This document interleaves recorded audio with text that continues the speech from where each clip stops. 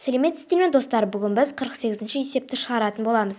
Болат темір мен көміртегінің қоспасы. Болаттың құрамындағы көміртегі 2%. Болат құйманың құрамындағы темір көміртегінен 4,8 тонна артық. Болат құйманың массасын табыңдар. Бірінші 100%-тен 2% аламыз. 98%.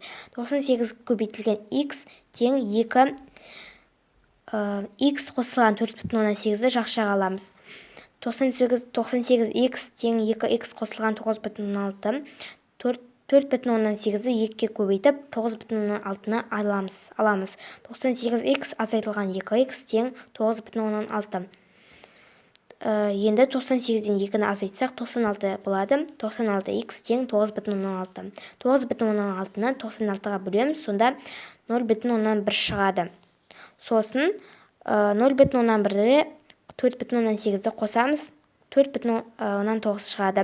Сосын 0,1-ге 4,9-ді қосқанда 5 тонна шығады. Сонда жауабы 5 тонна.